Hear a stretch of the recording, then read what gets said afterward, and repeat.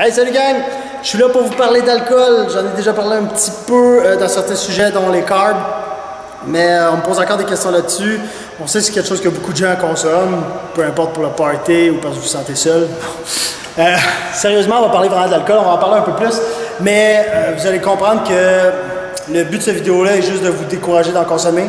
Pas de plus en consommer du tout, je vais vous donner un ratio quand même, mais de comprendre à quel point il y a énormément de mauvaises répercussions face à ça. Fait que essayons d'y aller vite parce que j'ai tendance à faire des vidéos longues. Si vous consommez de l'alcool, on dit d'en consommer quand même sur une base assez régulière puis des quantités non négligeables. Les répercussions sont baisse de l'hormone de croissance, baisse du système immunitaire, baisse de la vitesse de réaction, aussi la vitesse de contraction. Quand on parle de l'hormone de croissance immunitaire, c'est à moyen-long terme. Vitesse de contraction, ça peut être à court terme et ça peut finir par se répartir à plus moyen-long terme. Mais à court terme, ça diminue la performance. Ça peut être maintenu sur quasiment 36 heures. Fait que si vous avez bu la veille, vous allez avoir les répercussions aujourd'hui. Le sommeil, ça peut finir par devenir une grosse problématique à long terme si vous êtes un buveur d'alcool sur une base régulière.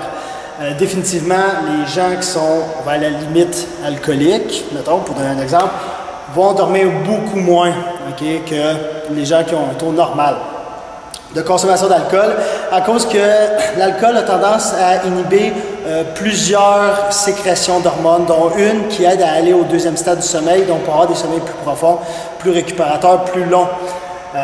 Quand j'en ai parlé un petit peu du vidéo du sommeil, quand vous manquez de sommeil, vous n'avez pas suffisamment de récupération, c'est de pire en pire. C'est un cercle vicieux vraiment phénoménal qui peut détruire beaucoup de choses. Faites attention parce que vu justement que l'alcool peut avoir une répercussion sur le sommeil et ainsi de suite, ça peut être très dommageable. La récupération, définitivement, ça peut nuire à la synthèse des protéines dans les fibres musculaires, donc va nuire à la récupération de vos fibres musculaires, faire en sorte qu'à plus long terme, vous pouvez détruire les fibres musculaires et ne pas réussir à bien les récupérer. Donc, à plus long terme, vous allez diminuer vos performances si vous êtes quelqu'un qui consomme de l'alcool sur une base régulière. Augmente le taux de cortisol, une hormone qui un peu fait de stress, qui protège le corps, mais qui détruit les fibres musculaires en trop grande quantité. N'importe quelle fibre, même des fibres tendineuses. Risque de myopathie. C'est une maladie musculaire, c'est une maladie du muscle qui justement a comme pattern de diminuer la force musculaire, la force de contraction, l'endurance musculaire et diminuer la capacité de récupération d'un muscle. Encore là, vous déclinez, vous perdez de la densité musculaire, ce qui n'est pas une bonne chose. Gardez une chose en tête quand on parle de myopathie ou de dégénérescence musculaire, le cœur est un muscle, donc oui, il peut avoir des répercussions et des énormes répercussions cardiaques. Faites attention encore à ça. Ensuite, une consommation qui va être considérée peu ou quasi pas dommageable d'alcool va être, pour vous donner un chiffre pour calculer, là, va être moins, ils disent jusqu'à, moi je vais dire moins, rendez-vous pas, jusqu'à 0,5 grammes par kilo de poids. Donc, je vais donner un petit exemple juste à côté. Quelqu'un pèse 40 kg, ça veut dire 176 livres. Peut consommer à peu près 40 grammes d'alcool dans une consommation qu'il va prendre dans une journée. Pas à tous les jours. C'est bon? Pas à tous les jours du tout. Ça équivaut à peu près à 3 bières. On dit des bières à peu près 5% d'alcool ou à un demi-litre de vin.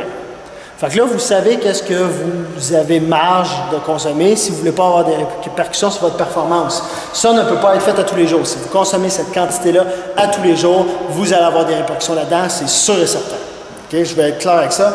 Mais si une soirée, vous décidez de prendre un petit verre de vin, c'est excellent, mais pas la bouteille. Vous prenez une bière avec les chums, pas le 12 ou le 24, juste 3. Quand vous consommez, vous brossez. Le soir, vous faites une brosse solide, mais vous y allez à bout. Vous ne vous souvenez plus de la moitié de ce que vous avez fait la veille. Là aussi, ça peut avoir d'énormes dommages. Si vous faites ça moindrement une fois, ça peut créer des dommages. Là, quand on dit dommages, je ne vais pas en mourir, mais ça peut... On va donner ça en termes de performance ou d'entraînement. Tous les efforts que vous avez faits dans la dernière semaine, même 7 à 10 jours, peuvent quasi tous avoir été détruits là.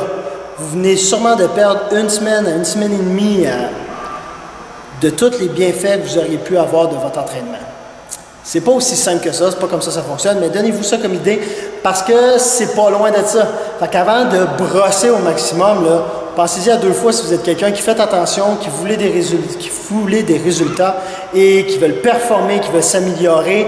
My God, si vous faites une brosse aux 2 semaines, c'est comme, à la limite, c'est comme si vous vous entraîniez pas. C'est pas ça, OK? Mais gardez ça en tête. Fait que là, pour l'alcool, vraiment à long terme, aucun gain à avoir une trop grande consommation d'alcool. Il y a des petits gains, il y a des petites affaires qui disent que l'alcool peut aider telle chose. J'aime mieux pas en parler, vos risques sont trop élevés. Vous avez trop de chances d'avoir des effets néfastes que des bienfaits. Fait que faites attention, consommez avec modération, on dirait une annonce du gouvernement. Puis c'est ça, voici pour l'alcool. J'espère que ça vous a aidé un petit peu mieux à comprendre les répercussions. Ciao!